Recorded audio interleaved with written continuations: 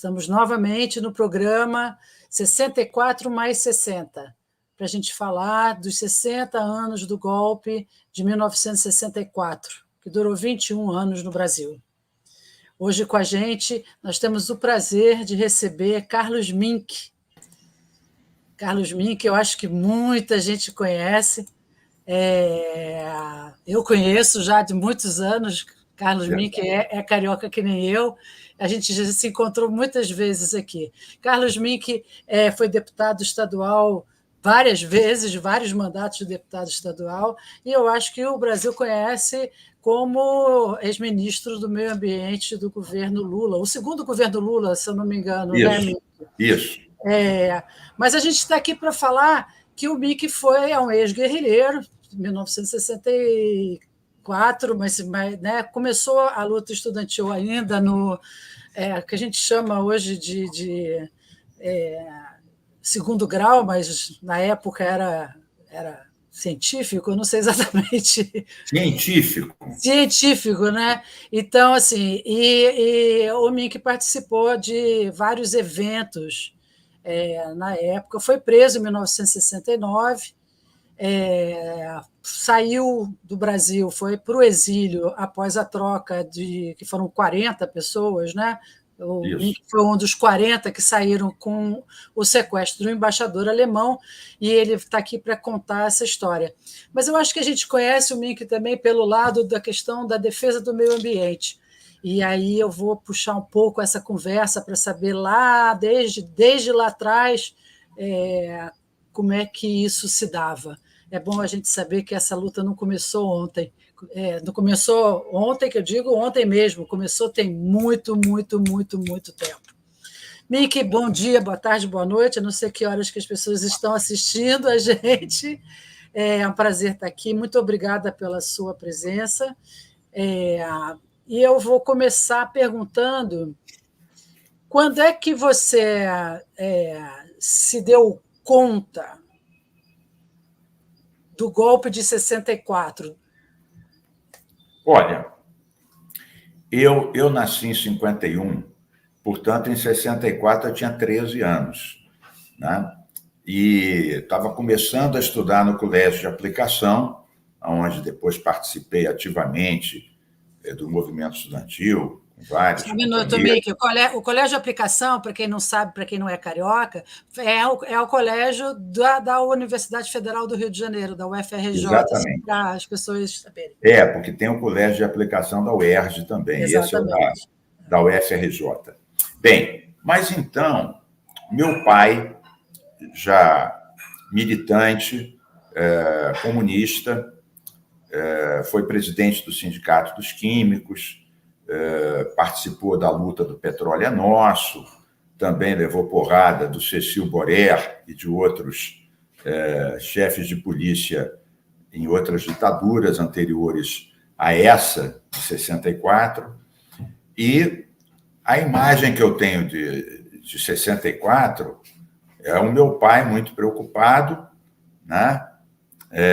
queimando documentos, e as pessoas todas, os professores da aplicação, a maioria eram progressistas, de esquerda. Eu ainda não tinha uma ideia completamente clara do que é isso, como eu disse, tinha 13 anos. Então, mas eu me dei conta que algo de muito ruim estava acontecendo e que isso ia impactar nossas vidas.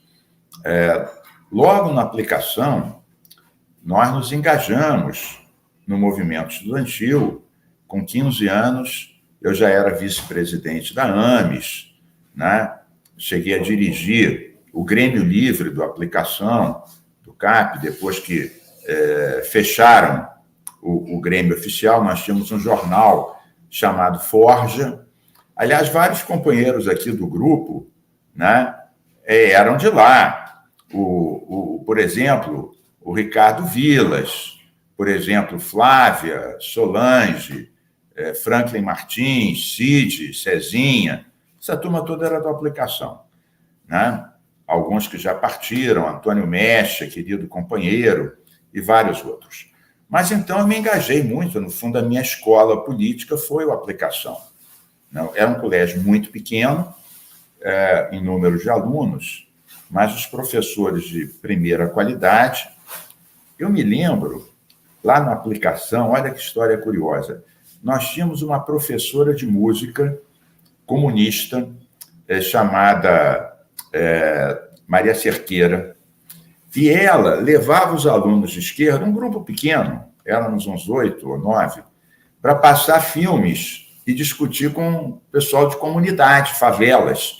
Eu me lembro a gente discutindo o filme Os Companheiros, numa favela próxima, que era no Leblon, que era a Cruzada São Sebastião.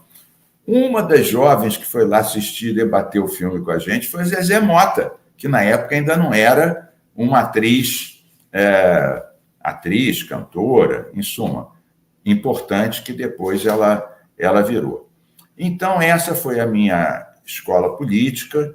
Eu me lembro que nós discutíamos Marx, Debré, Marcuse, Rosa de Luxemburgo, e além das questões da ditadura e das manifestações, e de fazer o jornal Forja Livre, né, nós discutíamos cultura, resistência e também questões como relações abertas e questões comportamentais e várias outras questões desse tipo. Então, essas foram as minhas primeiras lembranças. Ainda na aplicação, mais tarde, eu comecei a luta armada. Então, eu comecei participando da luta armada com 17 anos, participei de várias ações armadas. Com 18 anos, estava preso, torturado, como grande parte da nossa geração.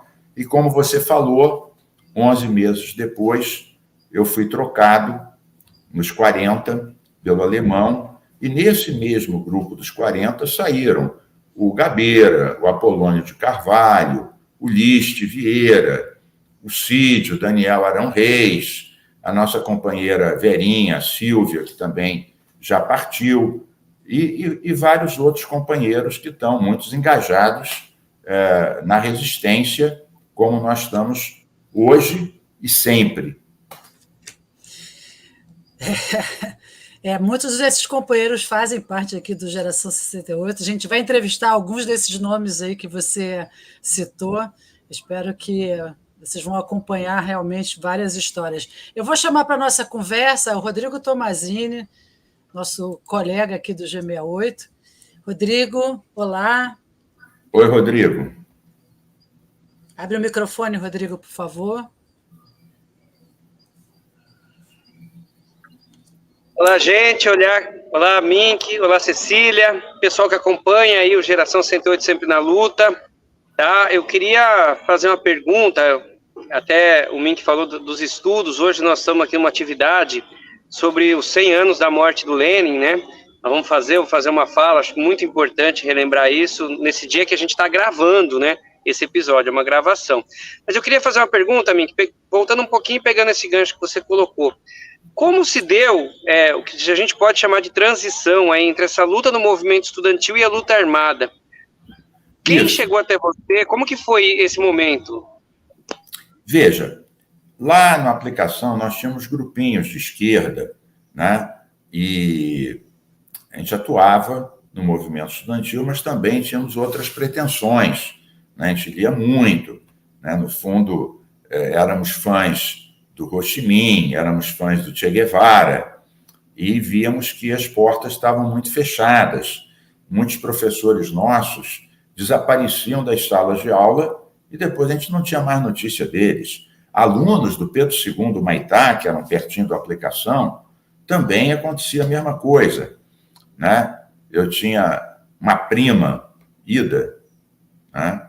Minha prima está aí, ela, além de estudar, depois virou médica, ela era atriz, estava naquele grupo de teatro Roda Viva, fez o Roda Viva do Chico Buarque, foram espancados pelo CCC, o Comando de Caça aos Comunistas. Então, as portas iam se fechando e as pessoas diziam, não, nós temos que partir para outras questões, que essa forma de luta legal, as pessoas que mais se destacam, elas são capturadas. Então, a gente se inspirava, claro, na questão do Che Guevara, na resistência do Ho Chi Minh. E acabou que me puseram em contato com pessoas que me levaram à turma da Colina de Minas Gerais, que estavam se implantando também aqui no Rio de Janeiro. Vários grupos se juntaram. Um deles, um grande querido amigo meu, que partiu há pouco tempo, o Jaime Valvides Cardoso, Jaimão, também da nossa geração 68, e ele era da AMES comigo, depois também ele foi trocado pelos 70, o Jaimão. O Jaimão morreu há pouco tempo, eu fui lá no enterro dele, muito triste, muito triste. Grande companheiro, Jaimão. Então, nós começamos a nos organizar para ações armadas, né? Acumular gente, recursos, influência, assestar golpes na ditadura, no seu aparelho repressivo, né? E aí eu também participei, né, de várias ações com vários companheiros, saí de casa, saí do colégio, morava em aparelho, e é isso. Então, nós participamos, é claro que olhando de cá, da frente para trás, nós adotamos uma situação que facilmente, não digo facilmente, mas que foi encurralada e massacrada pela ditadura. A gente não conseguiu realmente, só muito mais tarde, houve as grandes greves do ABC, né, o Lula se destacou, e a resistência, a igreja, a esquerda. Mas naquela época, eu me lembro, eu participei da passeata dos 100 mil, né? Eu conheci o Brito, do Calabouço, o Vladimir, essa turma toda. O Daniel Arão Reis era um líder universitário, nós estávamos com um grupo secundarista, né? E nós realmente fomos massacrados, essa que foi a verdade. Mas foi uma resistência necessária, eu nunca me arrependo de resistir. As pessoas têm que resistir sempre. E a história é contada muitas vezes pelos vencedores. Aonde os jovens resistiram no Vietnã, em Cuba, em outros lugares, a história foi bem diferente. Agora, aquela resistência que a gente fez, e nós todos fomos para a prisão, para o exílio, organizamos os movimentos de anistia, não largamos pé, né? Sempre acompanhando, sempre participando. A gente montou depois um comitê pela anistia em Lisboa. Eu estava com meu querido companheiro Sirquis, que também já partiu há 2 anos, e ele foi um dos que participou da ação que nos libertou, né? E em Lisboa estava também o Domingos, a Moema, que saíram nos 40, o Maurício, de Minas Gerais, da Colina, e vários outros companheiros. Então, eu acho isso, né? Faz parte da resistência, não me arrependo nunca. E muito do que se conquistou da democracia foi daqueles que resistiram fora do país, no país, pela luta armada, pela luta de massas, pela luta intelectual, pela resistência cultural.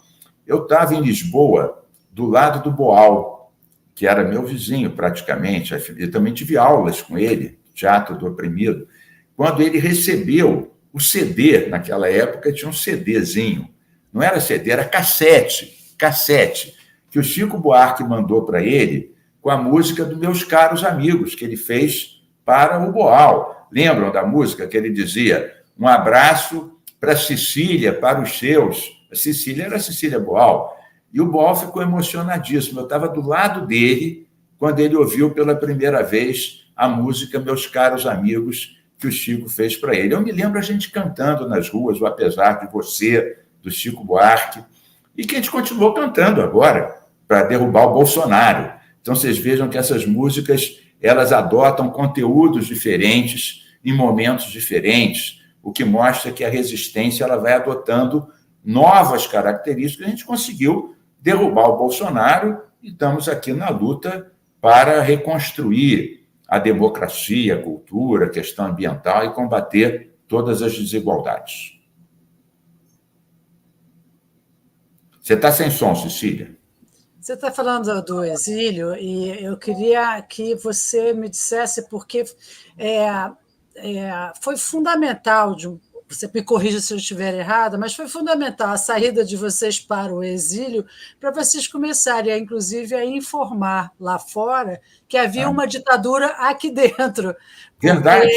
Porque a gente tinha, até uma determinada época, do começo da ditadura, nesse primeiro período, uma ditadura que tinha alternância de poder.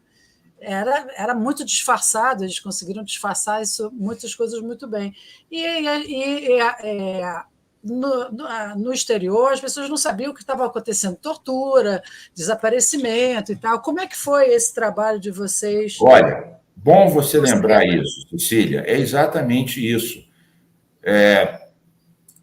A ditadura, durante algum tempo, conseguiu reprimir essas informações, mas alguns companheiros nossos começaram a romper essas brechas. Mesmo o Flávio Tavares, o próprio Gabeira, que era jornalista, e nós montamos, a nossa estratégia é montar em vários países comitês da anistia, né? Na França, no Chile do Allende, claro, né?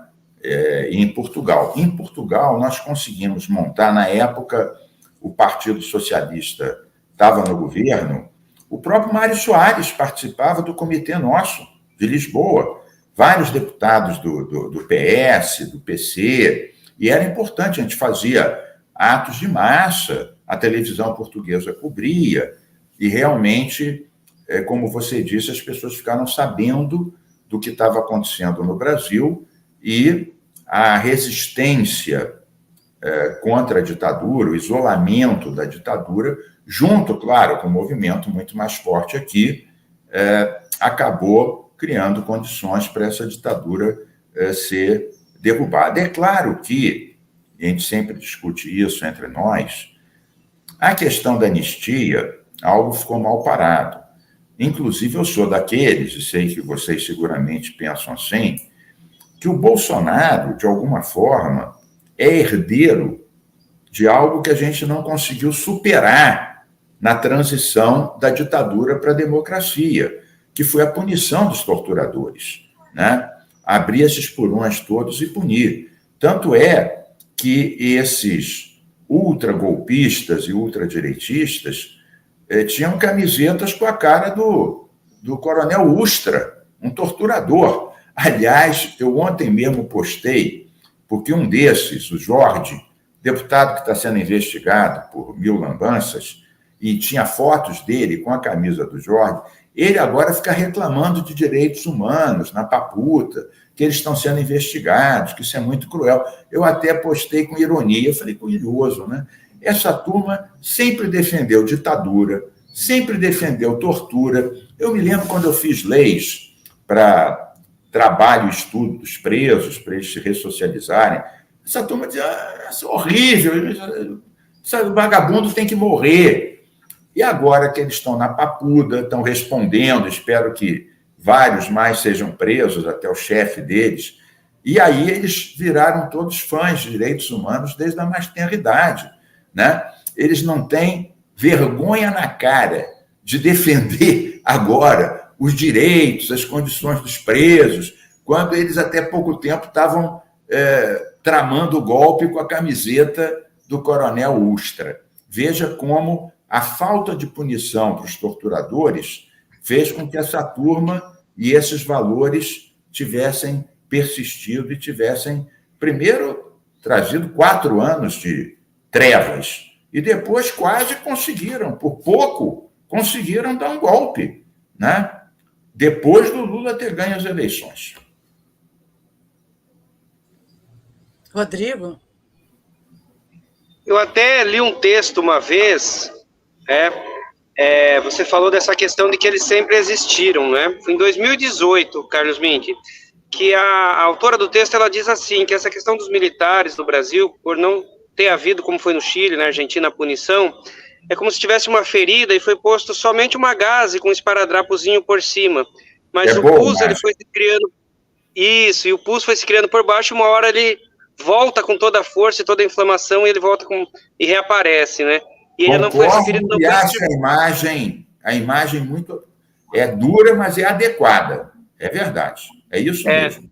É isso, né? Então, deixa eu voltar um pouquinho só na questão que você fala da questão da troca do embaixador, né?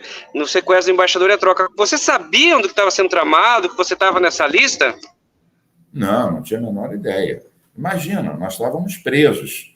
Na verdade, eu soube já depois do sequestro, quando isolaram a gente, fizeram ameaças. Aí nós saímos e fomos para a Argélia, né? E aí, a partir daí, alguns de nós estiveram em Cuba, no Chile. Eu tive muito tempo no Chile, muito tempo em Portugal. No Chile, eu também pude estudar. Eu não posso me queixar do meu exílio, comparado com meus camaradas que estiveram presos aqui esses anos todos. Eu fiquei 1 ano preso, né? E tenho camaradas meus que ficaram 9, 10 anos presos, né? O Alex Polares, o Paulo Jabur, tantos companheiros meus pegaram uma cana braba. Eu, mal que bem, conheci o Fidel, conheci o Allende, fiz mestrado, fiz doutorado, né? Desfilei, né, no pós-25 de abril. Eu não estava em Portugal no 25 de abril, eu fui para lá exatamente depois do 25 de abril. Mas participei de grandes manifestações no Chile, grandes manifestações em Lisboa, conheci o movimento feminista e ecológico na França.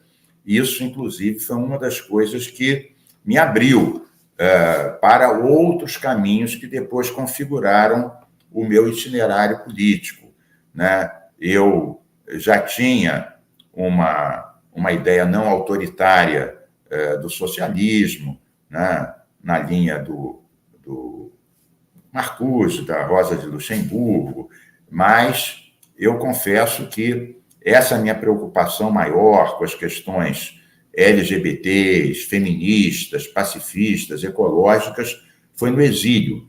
Eu me lembro grandes manifestações contra as guerras, grandes manifestações das mulheres, né, inclusive mulheres italianas, contra o machismo e até a posição da igreja, que sempre melhorou um pouquinho com o Papa Francisco, mas sempre foi muito machista e muito crítico. Eu me lembro as mulheres italianas desfilando em Roma e gritavam algo parecido, cantavam, melhor, algo parecido com isso.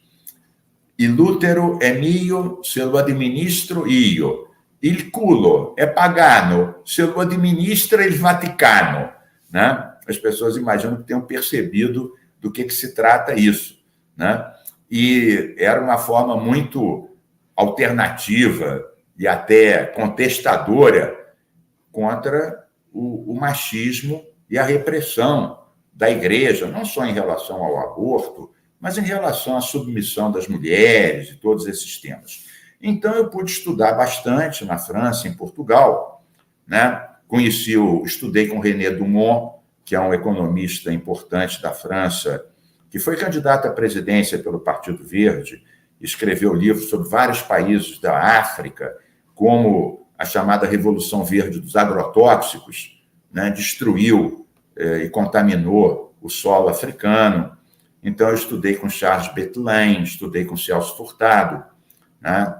E, bom, com Castells, um importante urbanista espanhol, formulador da primeira linha. Então, realmente, no exílio, com esses contatos com feministas, ecologistas, o Bettelin, o Castells, o próprio Celso Furtado, e o René Dumont, o Pierre Salamar, que orientou minha tese de doutorado, isso tudo me levou à formação um pouco do universo da minha militância e dos meus mandatos políticos. Vamos falar sobre isso. Eu falei que a gente ia falar sobre isso, né? Que, afinal de contas, eu sei que isso vem depois e que a sua plataforma política. A questão de meio ambiente sempre foi a sua maior plataforma política, onde você ficou mais conhecido, não à toa foi ministro do meio ambiente.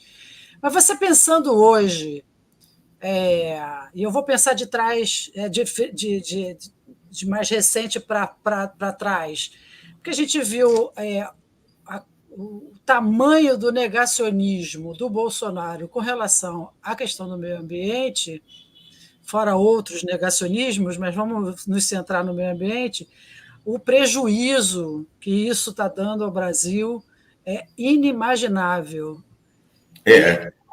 A ditadura militar, né, de 64 a 85, eu acredito que também não nos serviu de muito. Nada, estimulou a questão do meio ambiente, porque foi ali que começa, não começa exatamente, mas se amplia a quantidade do agronegócio, né, da questão dos latifundiários, a questão da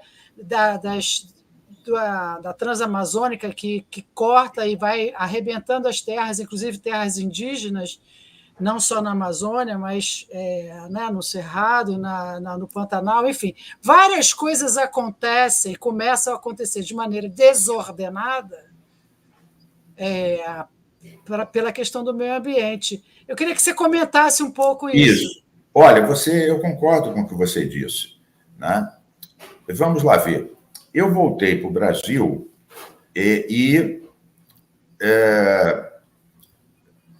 em Lisboa ainda participei da formação do PDT com o Brizola, na época Betinho, Sirquis, Francisco Julião, vários companheiros. Eu não contei, mas quando eu cheguei na Argélia, saindo da prisão, estavam nos esperando no aeroporto Miguel Arraes e Amílcar Cabral, que foi um dirigente do PAIGC, do partido da Guiné-Bissau, que resistiu contra a guerra colonial de Portugal. Aliás, eu fiquei tão encantado com o Amílcar Cabral. Eu fiz 19 anos em Argel, quer dizer, era um rapaz. Fiquei encantado e prometi a mim mesmo que depois da libertação eu voltaria para trabalhar, para ajudar alguma coisa a Guiné-Bissau.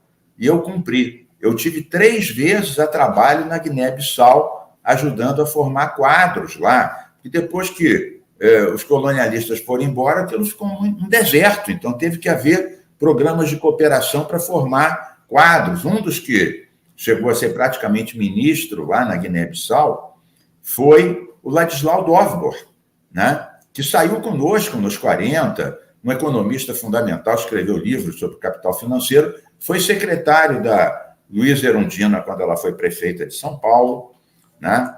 E o Ladislau é casado com uma filha do Paulo Freire. Eu, na Guiné-Bissau, eu cheguei a trabalhar com Paulo Freire e com Milton Santos, nosso grande geógrafo, que também já partiu, eu também da área da geografia.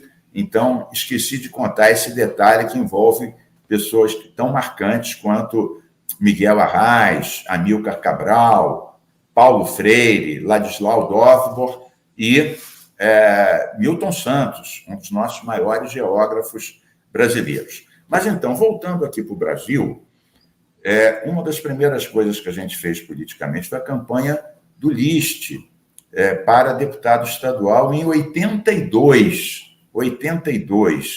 Então, quem estava na campanha do List? Gabeira, eu, Sirquis, Ricardo Arndt, Sérgio Pinho, né? Mônica Rabelo, filha do nosso Zé Maria Rabelo, que morreu há pouco tempo, também um jornalista importante que nos acolheu no Chile, sempre muito generoso, né?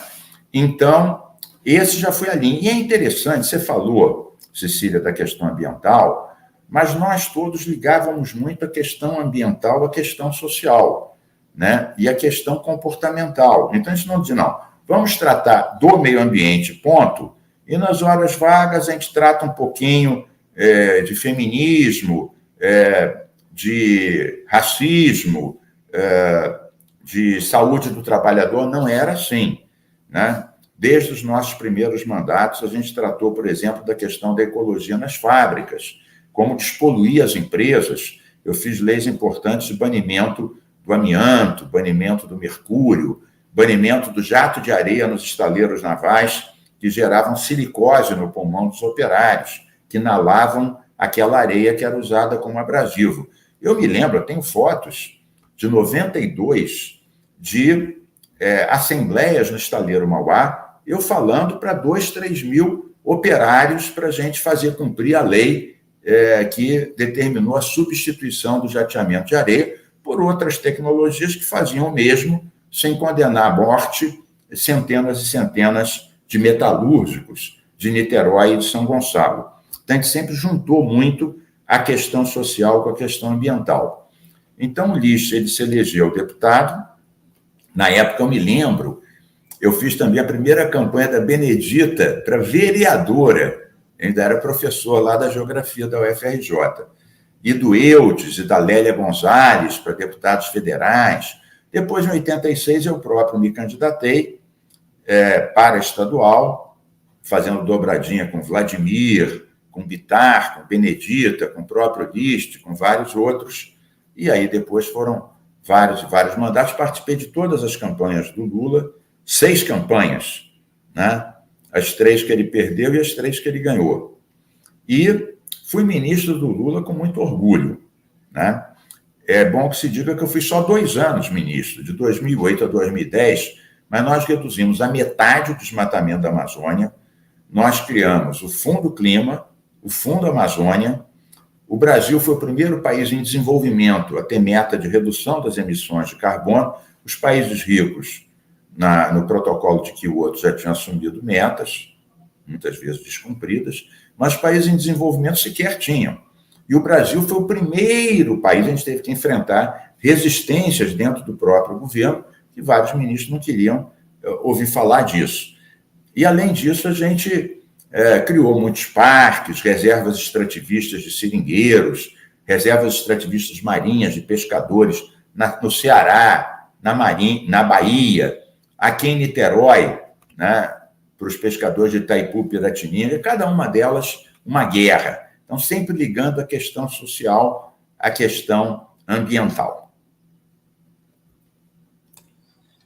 Eu posso afirmar somente que essas campanhas que você citou, 82, 86, foram muito divertidas, eu estava lá. Eu me lembro das festas que a gente fazia, que foram maravilhosas. Eu tenho muita saudade, porque eles tiraram essa história de fazer festa, até alegando, não sei se tem razão ou não, poder econômico, mas o certo é que aquelas campanhas eram muito mais divertidas. Era muito divertido. Cantavam. Eu fazia umas festas no Circo Voador, né, com o Evandro Mesquita, Léo Gandelman, Paulinho da Viola, Lenine. Eu vou estar com o Lenine amanhã, que ele vai estar abrindo o Casa Bloco aqui no MAN, amanhã, ele e o Alceu Valença. Mas, na época, ele ainda não era tão famoso assim. Mas eu fiz shows no Circo Voador com Lenine, Paulinho da Viola, outros no Balrum. Isso daí, realmente, você tem razão. Era muito divertido. Essa chamada, de uma certa maneira, pelo que eu me lembro, essa era uma chamada, eram campanhas com jovens, né? Com jovens bastante atuantes, e logo depois da ditadura, que meio que tira a população dessa coisa mas eu acho que tinha uma certa vontade, né, de voltar a ter liberdade do voto, a democracia e tal. Realmente era uma festa da democracia, em todos os sentidos, que quase a gente perde de novo. Mas, Rodrigo, eu deixo você para fazer a próxima pergunta. Isso, está chegando já ao final aí, mas eu queria fazer uma última pergunta minha, depois passar para a Cecília. Primeiro, dizer que é um prazer estar aqui. Essa luz estourada aqui hoje estou fazendo de uma maneira muito improvisada, né, por conta do debate, mas a gente sempre diz que nós estamos gravando essa série para que ela fique no YouTube, que ela fique registrada, que ela vá para as escolas, para essas novas gerações saberem o que aconteceu, para que isso nunca mais ocorra, né, para que nunca mais venha acontecer. E daí minha última pergunta é a seguinte: nós sabemos que nós vencemos o Bolsonaro na última eleição, né, através da vitória apertada do Lula. Mas nós não vencemos o bolsonarismo, né? Então aquela ferida continua. Então, Carlos Mink, com toda a sua experiência, que você foi do movimento estudantil, foi da luta armada, participou de tudo aquilo, depois foi deputado, foi ministro, continua deputado. quais são as nossas tarefas? O que nós precisamos fazer para que haja justiça de transição e para que a gente consiga também, além disso, acabar de uma vez por todas com esse fantasma que ainda ronda aí o nosso dia a dia? Olha, essa é a pergunta mais difícil e mais importante, porque é de se perguntar como é que depois de 2 governos Lula e meio governo Dilma, como é que o Bolsonaro surgiu, quer dizer, onde a gente errou. Seguramente, vamos combinar, o Lula, ele erra, como todo mundo, mas ele acerta muito mais do que erra. Agora, a gente tem que analisar que erros que a gente cometeu, entendi que essa também foi a sua questão, para que o fenômeno Bolsonaro, uma pessoa completamente despreparada, sem nada na cabeça, agressivo, como é que um sujeito diz que prefere um filho morto a um filho gay, que diz que não estupra a Maria do Rosário porque ela é feia, uma coisa assim, de eleito presidente, e olhe nessa outra, ainda deu um calor em cima do Lula, a gente ganhou por 2 milhões de votos, né? É inacreditável. Você vê, no governo, você sabe que todo governo muito amplo, as lutas da sociedade acabam se transformando em lutas dentro dos governos.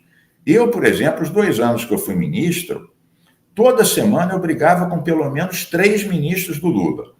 O Lobão, de Minas Energia, queria fazer 80 térmicas a carvão, eu não deixava, ele me ameaçava, ia para a televisão e dizia assim: ô Lobão, se você está achando que eu sou chapeuzinho vermelho, você está muito enganado a meu respeito. Aí o Lula ligava, me dava um esporro. Eu falava: Lula, ele que começou, estou aqui me defendendo. Eu brigava todo dia com o Lobão. Brigava todo dia com o Reinhold Stefanes, que era um ruralista, que era o ministro da Agricultura, e queria acabar com o Código Florestal, queria levar a cana-de-açúcar para o Pantanal. Foi uma guerra que a gente travou dentro do governo, conseguir ganhar essa guerra. Lula e Dilma acabaram me dando razão, mas foram meses e meses eu tive que conseguir apoio da Embrapa, mostrar que tinha muita terra para fazer cana, não precisava entrar na Amazônia, no Pantanal, e muito menos em áreas de produção de alimentos, que isso daria carestia, né? O terceiro ministro que eu brigava sempre era o Alfredo Nascimento, que era ministro dos Transportes, queria fazer aquela estrada Porto Velho, Manaus, de 820 quilômetros, cortando o coração mais preservado da Amazônia, queria asfaltar aquilo tudo, não deixava, o Lula queria, né, por pressão dele, porque ele era presidente de um partido. Na época, esse desgraçado era presidente do Partido Republicano. E aí eu resistia lá, e, em suma, e tinha que lidar com isso tudo. É para mostrar que um governo de frente ampla, as lutas da sociedade viram lutas dentro dos governos, né? Mas voltando ao tema, algumas coisas, eu travei várias batalhas no governo, muitas eu ganhei, a maioria, e muitas eu perdi. Por exemplo, na época da crise, a história de apostar muito na retomada em carros e motos. Eu defendia que fosse mais em transporte coletivo, trens, metrô, saneamento. Fiquei contente que agora o Lula está dizendo que vai voltar a priorizar as ferrovias. Isso é muito importante para nós da área ambiental, que o principal fator de poluição sonora e poluição do ar nas cidades são os transportes sobre rodas, carro, ônibus e caminhão, a diesel. Então, isso é um inferno para o clima, para o pulmão e para os ouvidos das pessoas. Então, por exemplo, as rádios comunitárias. Eu sempre fui um fã das rádios comunitárias. Fiz lei sobre isso, tinha um fórum de apoio às rádios comunitárias. Os 2 governos Lula, a gente pouco avançou em relação a dar mais espaço para as rádios comunitárias. Mesmo em relação à questão agrária. Eu sempre fui muito ligado à reforma agrária. Betinho me levou para a campanha da reforma agrária, me apresentou Dom Adriano Hipólito, Dom Mauro Morelli, né? Eu participei de ocupações de terra na Baixada antes de ser deputado, nos anos 84. Então, para mim, a minha tese de mestrado em Portugal que eu fiz foi sobre a reforma agrária portuguesa do Alentejo. E eu acho que a gente avançou pouco na questão da reforma agrária. Podia ter avançado mais, dado melhores condições, não é apenas da terra, dá condições, tecnologia, mercado, irrigação, transformar o pessoal numa base produtiva mais forte. Uma luta do MST de anos e anos, e eu acho que a gente não avançou o que a gente devia. E, por fim, já para concluir, a questão da educação. Eu sou professor da UFRJ, fui em Portugal há muitos anos professor do ISCTE, no Instituto Superior de Ciências do Trabalho e da Empresa, e eu acho que a nossa educação não foi tão transformadora assim. Não foi como Paulo Freire gostaria. Eu agora aprovei uma lei recente, estou brigando, começou a ser cumprida no município, do ensino das culturas africanas e indígenas nas escolas. Você combater o racismo, o preconceito contra as indígenas, ninguém nasce racista, ninguém nasce machista. As pessoas aprendem a serem racistas e machistas. Por isso, eu acho que a gente... Tá bom, o Haddad foi um excelente ministro da Educação, ampliou campus universitários por tudo que é lado, institutos federais técnicos em tudo que é lado. Eu fazia uma boa dobradinha com a Haddad, com a educação ambiental. Fazia dobradinha com o Gil também, que era ministro da Cultura, sobre a questão dos pontos de cultura, com a questão ambiental. A gente criava uma reserva extrativista de seringueiros, o Gil ia lá, botava um ponto de cultura. Então, eu tinha essa interação com o Gil, com a Haddad, mas eu acho que a gente poderia e deveria ter avançado muito mais. Se a gente não pegar na base da questão do poder, da terra, da inclusão, da cultura, criar formas alternativas, você não combate o Bolsonaro só prendendo a turma da papuda. Vocês têm toda a razão. Você tem que combater essa cultura bolsonarista, golpista, dentro da desinformação.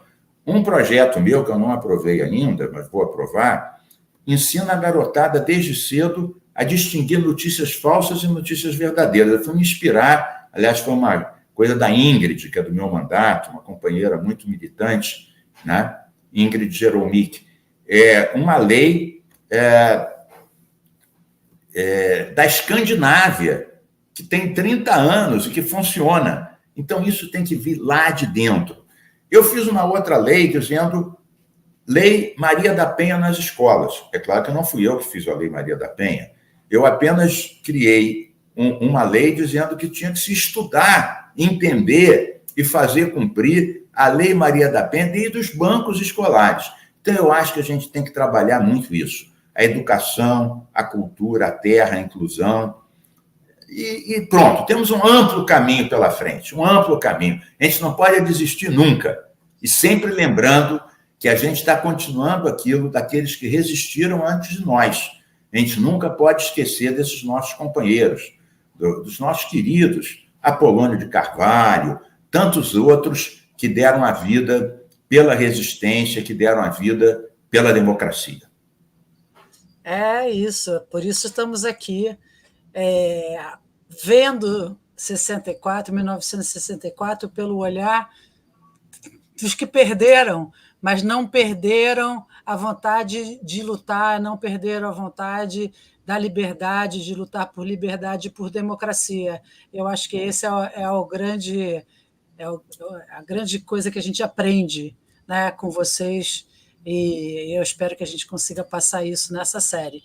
Eu acho que, para a gente estar legal, muito obrigada, Carlos Mink. Olha, saudações biodiversas, resistentes e planetárias para vocês, para todos os que nos assistem, para todos que lutam e querem transformar a sociedade.